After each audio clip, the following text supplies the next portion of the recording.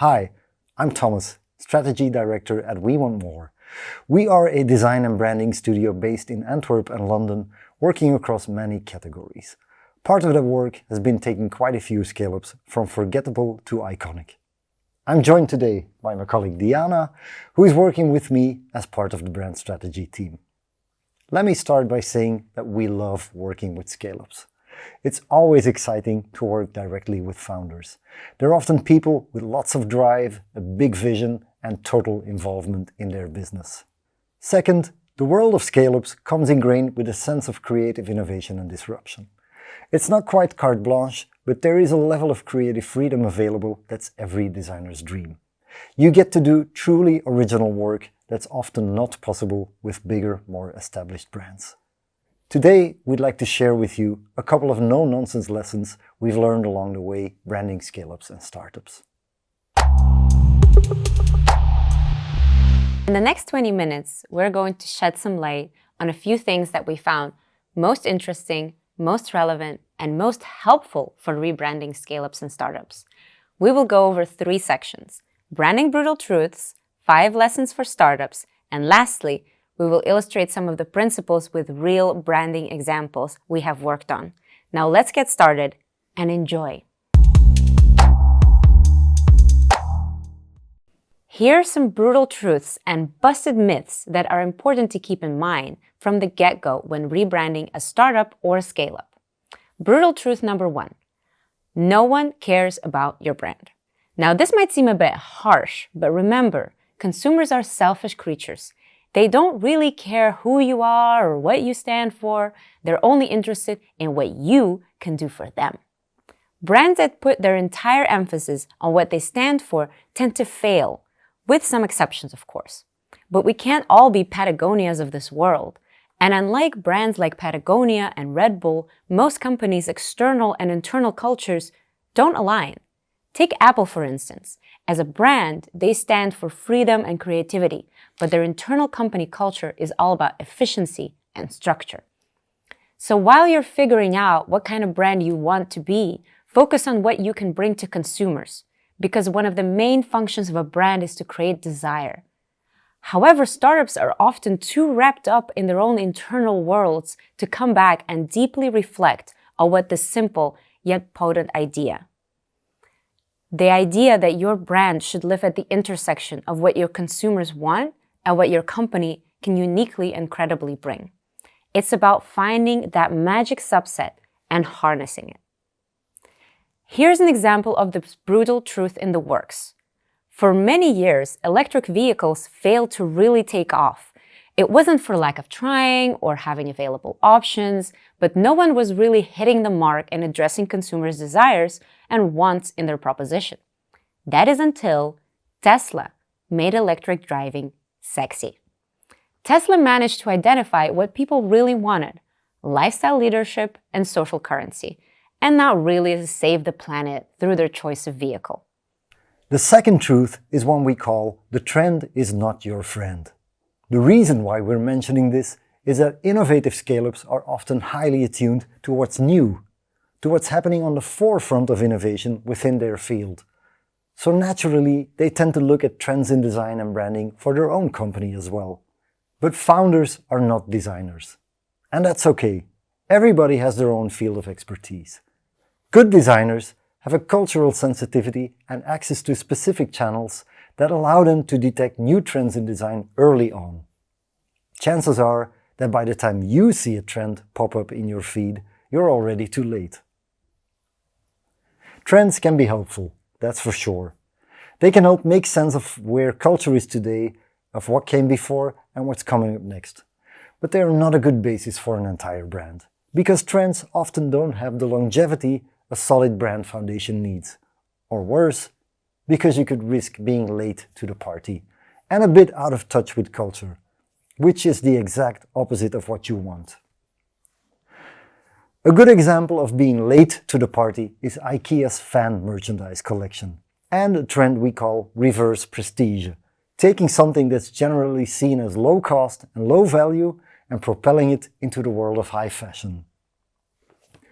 Luxury brand Balenciaga kickstarted this trend in 2022 with their ironic and iconic take on the Tesco bag. And hard discounters Zeeman and Aldi were quick to move in and capitalize on it at the right time, which was more than 2 years before IKEA's attempt. Their unexpected low-cost fashion drops made waves because they arrived when people were excited about playfully ironic everyday brand merch, and their stuff went flying off the shelves. IKEA, unfortunately, missed the cultural moment when it was relevant. By the end of 2024, the hype around big branded ironic fashion had already peaked, so what could have been a bold move felt more like a late attempt to catch up. Making things worse, they created the unwanted impression that IKEA too is a low-value brand, as this is the hidden mechanism behind the trend. This shows that chasing trends is a risky business for a brand, unless you're really quick and you really know what you're doing.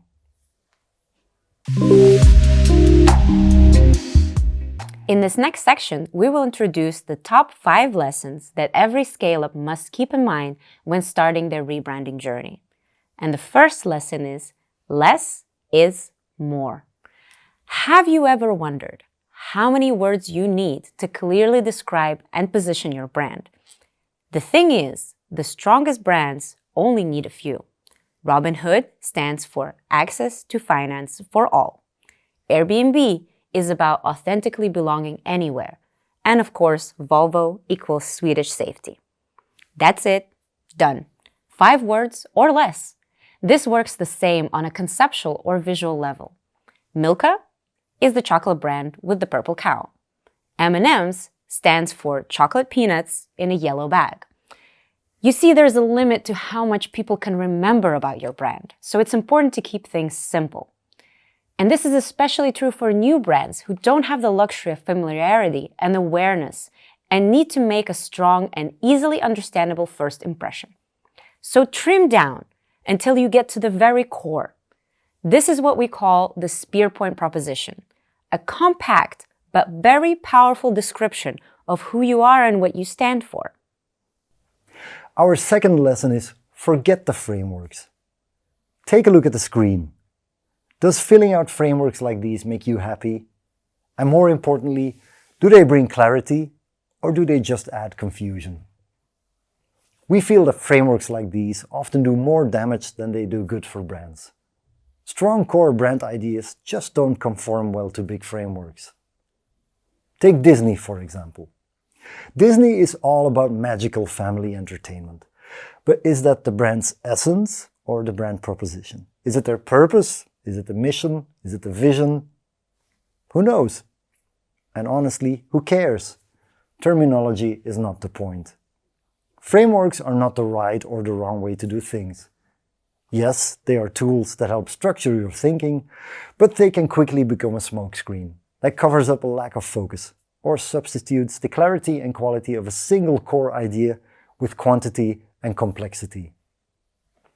So don't feel pressured into thinking that you need a certain weirdly shaped graph and acronyms that sound professional to define your brand. Apple is about thinking different. That's just 2 words. The true value isn't in the framework. It's in a simple but powerful idea. And ideas like that can live on a post-it as well as in a big graph. In fact, we'd argue that the post-it is the preferred medium. So feel free and forget the framework. It'll create a stronger, more singular brand, and you'll have more fun doing so. Let's move on to lesson number 3. Brand for where you're going. This is all about building a brand for who you want to become, not who you are today. And while this is true for all brands, it's especially relevant for new brands. Most innovative businesses go through 3 phases of brand. The first phase is focused on the fight for attention. This is where you want to create awareness, to let people know that you exist and what you bring. The next phase is the fight for legitimacy.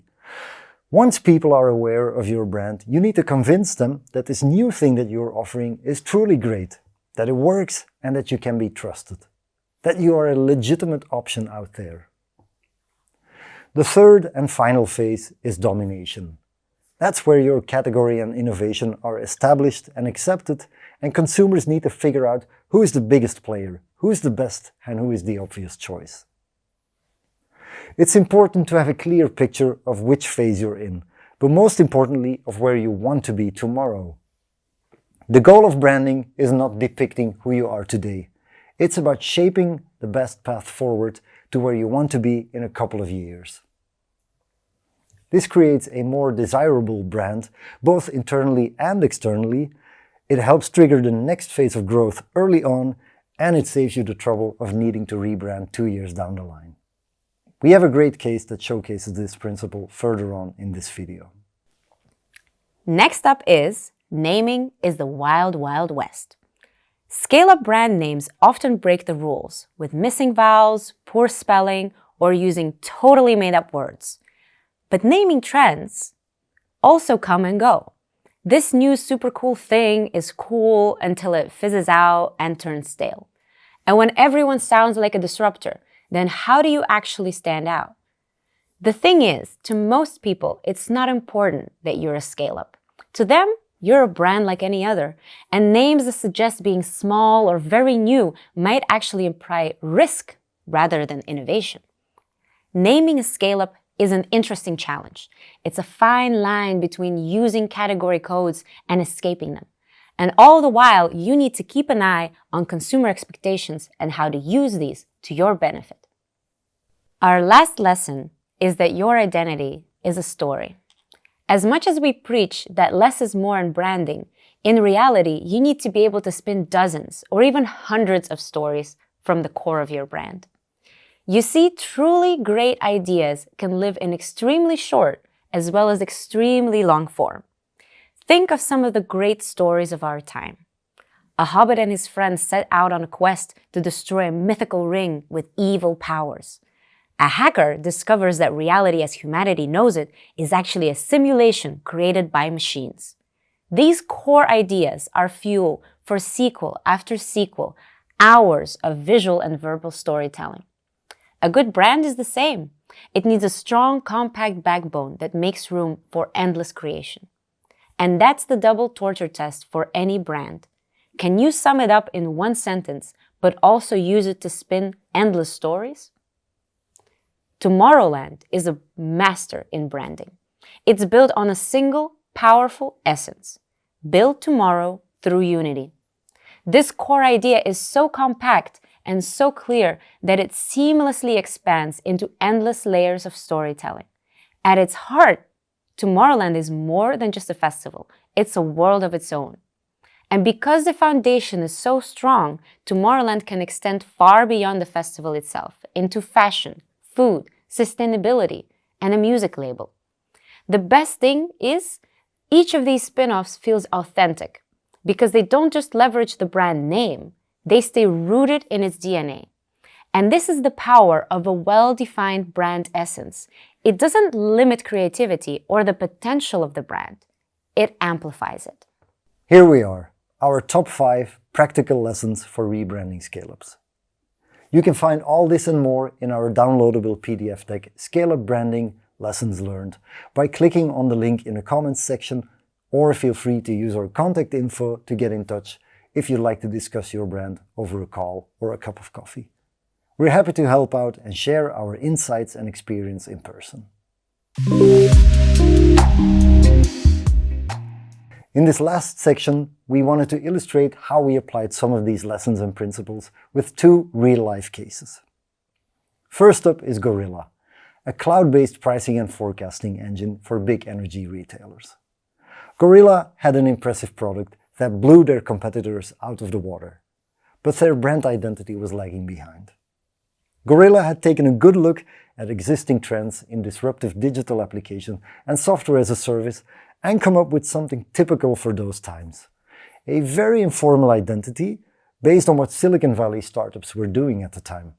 And we're talking about the days when Facebook and Google put stuff like playground slides, tree houses and swings in their offices. Unfortunately, this put them squarely in the pigeonhole of young, disruptive challenger brands. That's cool, but it didn't inspire trust in their big conservative B2B audience. As we said, the trend is not always your friend. And in this case, it led the brand in the wrong direction. What we did was not just leave behind the playful, break-the-rules image that is typical for a scale-up's attention phase, but skip the legitimacy phase altogether and shoot straight for dominance, creating a brand for their future and not the present. The result was a serious, bold and impactful new identity that clearly established them not as challengers, but as an industry superforce to be reckoned with. After all, with a name like Gorilla, you're meant to dominate. At the end of 2024, we wrapped up another really exciting rebranding project. Earlier that year, LegalFly reached out to us for a complete rebrand. To give you some context, LegalFly is a tech startup using AI to transform the corporate legal world. They were gearing up for their next round of investment, so it was crucial for them to shift from being seen as a disruptive newcomer to a trusted partner, both for investors and potential clients.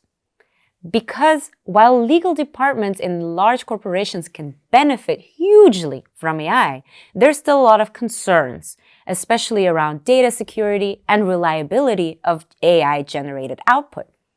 So with this in mind, our goal for the project was to help LegalFly transition from startup to scale-up, designing a brand beyond this moment and for their tomorrow and future growth. Early on in our strategy work, we saw a great opportunity for LegalFly to break away from typical industry norms and category codes.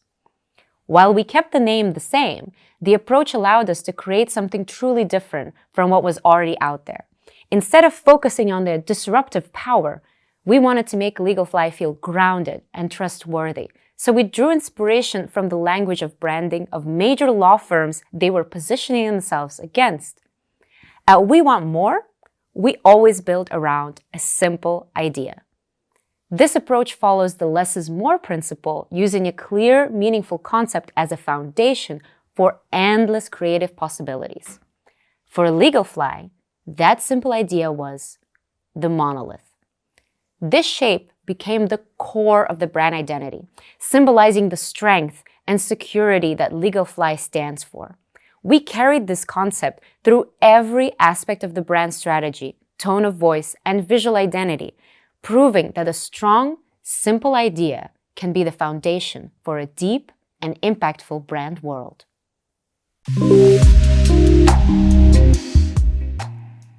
All right, these cases wrap up our video about the key lessons we've learned branding scale-ups. We hope you enjoyed it and that we've been able to bring some new insights. If you'd like to learn more, download our PDF deck that offers this content as well as more in-depth information on this topic, or just get in touch if you want to get your brand ready for the next phase of growth.